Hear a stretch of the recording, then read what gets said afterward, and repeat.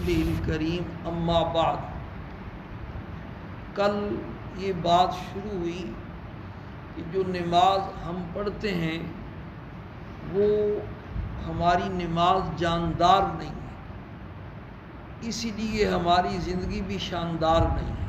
ہر آدمی پریشان، بے چینی، بے سکونی، بے اطمینانی، اولاد کی نافرمانی اور حالات کا شکار ہے، رزق میں بے برکتی، اس لیے کہ جو نماز صحیح طریقے سے نہیں پڑھی جاتی وہ بد دعا دے کے جاتی ہے۔ تو ظاہر ہے جب نماز بد دعا دے کر کے جائے گی تو پھر ہماری زندگی میں سکون کہاں سے آئے گا؟ حکیم صاحب نے نسخہ تجویز کیا ہے اور ساتھ لکھا ہے کہ بہت کمزوری ہو چکی ہے کرونا سے یا بڑھاپے سے، تو ایسا کیا کرو بکرے کے گوشت کی یخنی پیا کرو۔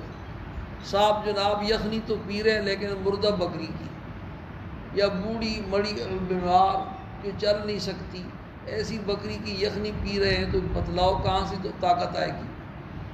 تو ہماری جو نمازیں ہیں نا وہ اس طرح کی مردہ ہیں، بے جان ہیں، اس لیے ہماری زندگی میں کوئی تبدیلی نہیں آ رہی، کوئی چین، کوئی سکون نہیں پیدا ہو رہا، حالات میں تبدیلی نہیں آ رہی۔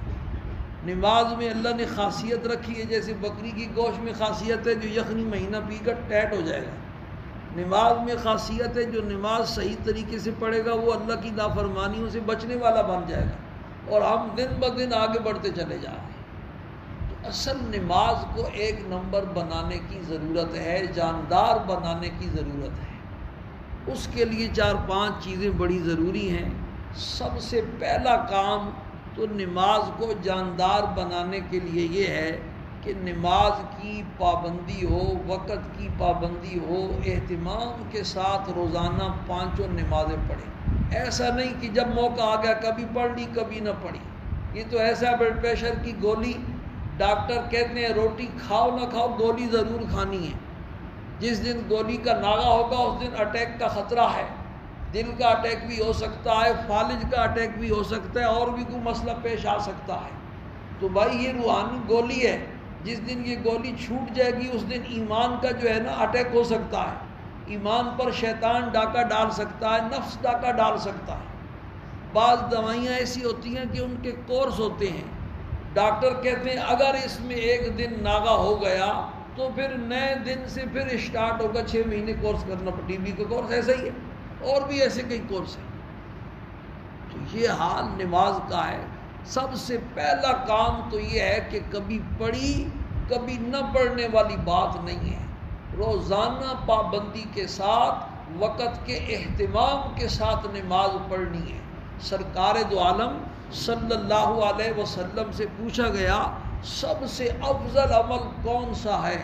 تو آپ صلی اللہ علیہ وسلم نے ارشاد فرمایا الصلاۃ علی مواقیتہا، نماز کو وقت کی پابندی اور اہتمام کے ساتھ ادا کرنا یہ اللہ پاک کو سب سے زیادہ پسندیدہ اور محبوب ہے۔ اور صرف پسندیدہ نہیں، ایک نماز بھی چھوٹ جائے تو یہ تعلیم ہمارے ہاں جو ہوتی ہے اس میں کئی مرتبہ یہ حدیث آپ سن چکے ہیں کہ جہنم کی اس آگ میں جو دنیا کی آگ سے 70 گنا زیادہ گرم ہے، کروڑوں سال جلنا پڑے گا تب جا کر کے وہ ایک نماز معاف ہوگی۔ اس لیے سب سے پہلا جو کام ہے وہ وقت کی پابندی کے ساتھ 5 نمازیں پڑھنی۔ ایک تو نماز کی پابندی کرنی ہے، آج پڑھی کل نہیں پڑھی، 2 دن کے بعد پھر پڑھ لیا، جمعہ پڑھ لیا، ایسا نہیں، روزانہ 5 نمازیں پڑھنی ہیں۔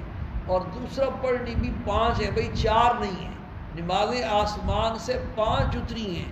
یہ تو حضرت موسیٰ علیہ السلام کی مہربانی تھی کہ انہوں نے جو ہے نا آپ صلی اللہ علیہ وسلم کو بار بار واپس جانے پر مجبور کیا، آپ بھی تشریف لے آتے رہے، واپس آتے رہے، 5 کم ہو کر کے 50 سے 5 رہ گئی۔ اگر 50 ہوتی تو کیا ہوتا؟ ایک اور مہربانی کر دیتے، فجر کی نماز اگر چھڑوا دیتے تو بھئی بعض پڑھتے تو ہیں پابندی کے ساتھ لیکن فجر کی نماز گول کر جاتے، جب بھی ملاقات ہو بھی کہاں ہوتی، ملاقات ہی نہیں ہوتی یار آپ سے، تو بھائی میں تو صبح جاتا ہوں رات کو 10-11 بجے آتا ہوں، وہ کون سا ایسا دفتر ہے جو سحری کو 3 بجے کھلتا ہے؟ کوئی ایسی دکان، کوئی ایسی مارکیٹ یا کوئی ایسا آفس ہے جو صبح 3 بجے کھل جاتا ہے کہ ملاقات ہی نہیں ہوتی؟ پھر رات کو تو لیٹ آتے ہو تو فجر کو تو ہوتے ہو نا یار۔ تو اس لیے پانچوں نمازیں پڑھنی ہیں.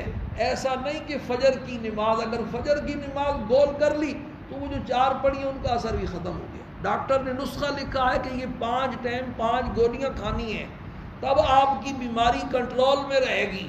وہ 4 گولیاں کھاتا اور 1 گولی کھاتا ہی نہیں ہے روزانہ، تو وہ دوائی کیا اثر کرے گی؟ تو اس لیے اللہ پاک سے ڈرو اور اپنے آپ پر، اپنے بیوی بچوں پر، اولاد پر رحم کرو.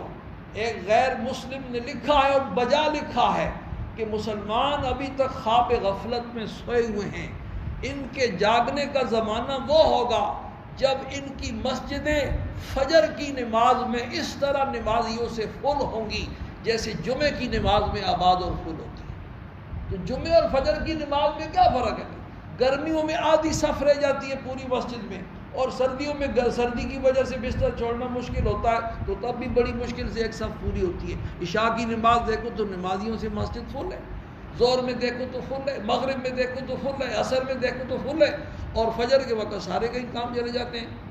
اس لیے نماز کو اگر جاندار بنانا ہے اور اگر چاہتے ہیں آپ کہ یہ نماز ہماری زندگی کے اوپر اثرات چھوڑے، ہمارے حالات میں تبدیلی آئے اور ہم سے اللہ کی نافرمانیاں چھڑانے والی نماز بن جائے، رزق میں خیر و برکت پیدا ہو جائے، اولاد ہماری فرمانبردار ہو جائے اور ہمارے گھروں سے بے برکتی، بے سکونی، بے چینی، بے اطمینانی نکل جائے، تو سب سے پہلا کام یہ کرنا ہے کہ 5 نمازیں وقت کی پابندی کے ساتھ، اہتمام کے ساتھ پڑھنی ہیں.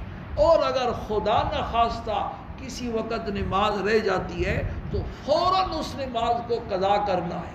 نماز کا چھوڑنا یہ بھی گناہ ہے، پھر قضا کرنے میں لیٹ کرنا، تاخیر کرنا کہ رات کو ساری اکٹھی پڑھ لیں گے، یہ بھی مستقل ایک گناہ ہے. اللہ پاک ہم سب کو اس پر عمل کرنے کی توفیق نصیب کرے. الحمدللہ رب